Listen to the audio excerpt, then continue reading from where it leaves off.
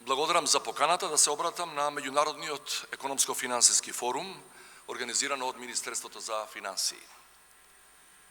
Пред неколку дена учествував на Светскиот економски форум во Давос, каде во фокусот беше дилемата како да се одржи растот во време на неизвестност и како да се планира идниот раст. Нашава денешна тема во себе содржи два слични аспекти. Првиот се фокусира на ургентното и го наметнува прашањето какви краткорочни мерки треба да преземеме за да ја оддржиме макроекономската стабилност и да ги амортизираме шоковите предизвикани од глобалните геополитички турбуленции. Вториот аспект се фокусира на среднорочните и долгорочните проекции и планови за одржување на растот. При тоа клучно е прашањето дали ќе имаме период на смирување и нормализација или ќе треба да научиме да функционираме во услови на постојана неизвестност поради симултаните кризи. Ако фрлиме поглед само врз последниве 20 години, ќе забележиме дека економските, еколошките, социјалните и безбедносните кризи со кои се соочува човештвото се зголемија и по бројност, и по интензитет, и по својата комплексност и влијание. Од терористичките напади на САД во 2001-та, преку глобалната економска криза од 2008-та, арапската пролет во 2011-та, бегалската и мигрантската криза од 2015-та и 16-та, па се до пандемијата на COVID-19, не сме имале подолг период без сериозни кризи.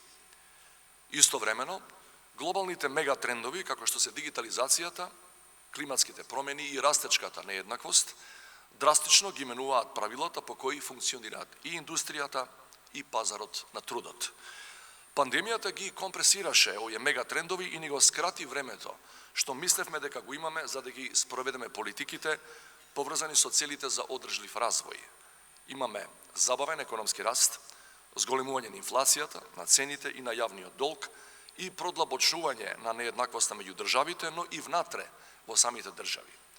Руската инвазија врз Украина прекина витални синџири за набавка, предизвика енергетска криза и пореметување на пазарите за храна. Поради брзите промени, многу извештаи и стратегии застаруваат уште пред да бидат објавени. Затоа, ако гледаме на иднината низ призмата на досегашното искуство, најдобро е да се подготвиме и да изградиме модел на економски раст, што ќе биде отпорен на кризи. Неодамна основачот на Светскиот економски форум, Клаус Шваб, изнесе квалификација дека кризите ги откриваат системските слабости и дека токму од одговорот на кризите произлегуваат решенија што стануваат основа за идниот развој. Во таа смисла, во периоди на нарушување на нормалноста, отпорноста зависи од две работи. Од нашата адаптибилност и одлучност.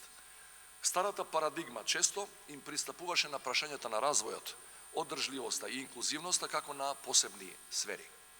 Како резултат имавме компромисни политики, што на пример се фокусираа на растот, на сметка на еколошката одржливост и економската правичност. Или пак на еколошка одржливост, но по цена на развојот и социјална правда. Според новата парадигма, овие три димензии се меѓузависни и треба да се форсираат истовремено. Растот треба да биде и одржлив кон животната средина, но и инклузивен, намалувајќи ја социјалната нееднаквост. Се разбира, денес нашиот примарен фокус е на економскиот раст на Северна Македонија и на регионот. Од тука и нашиот одговор треба да соодветствува со македонските специфики. Во таа насока, уште на почетокот на мојот мандат, ја инициирав рамката за развој МКД 2030, како заедничка платформа за долгорочна визија за иднината на државата.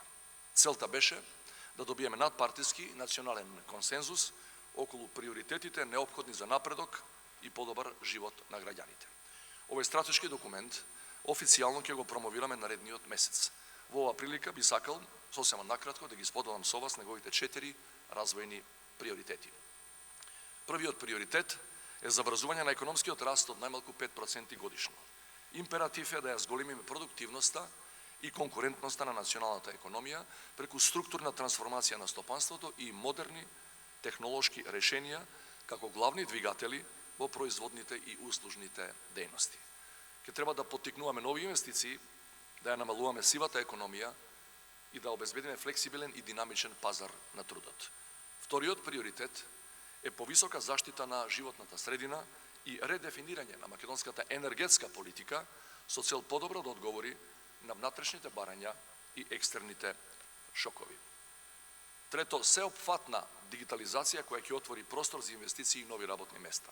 Според најновиот извештај на Светската банка за глобалните економски перспективи, еден од најважните чекори кон намалување на нееднаквоста е дигиталната иновација.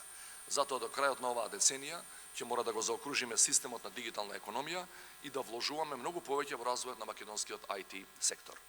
Четвртиот приоритет е образованието и инклузивниот развој. За да го спречиме одливот на млади луѓе од земјава, потребни се системски зафати за да креираме сеопфатно, квалитетно и дигитализирано образование, прилагодено на современите светски трендови и на пазарот на трудот. Мора да вложуваме во секоја етапа на образованието, да ја зајакнеме релацијата меѓу образовните институции и компаниите со цел да ја подигнеме функционалната писменост меѓу дипломираните ученици и студенти. Во согласност со современата холистичка парадигма на растот, овие 4 приоритети ќе мора да се спроведуваат истовремено. Во овој голем потфат, свој придонес ќе треба да дадат сите сегменти на македонското општество, од државните институции, политичките фактори, приватниот и граѓанскиот сектор, како и академската заедница. Почитувани присутни, доколку сакаме одржлив напредок, прв приоритет е да го преобмислиме моделот на економскиот развој и се разбира, доколку нашата амбиција не е само да обстанеме, туку и да напредуваме. Може би краткорочно некои од овие политики ќе бидат болни, но долгорочно се неопходни и корисни. Верувам дека доколку ги исполниме овие приоритети, не само што ќе го пребродиме овој турбулентен период со помалку загуби, туку и ќе успееме да создадеме услови за одржлив раст и во услови на неизвестност, а и потоа. Тоа е наша обврска не само кон компаниите, туку и кон сегашните и кон идните генерации. Благодарам.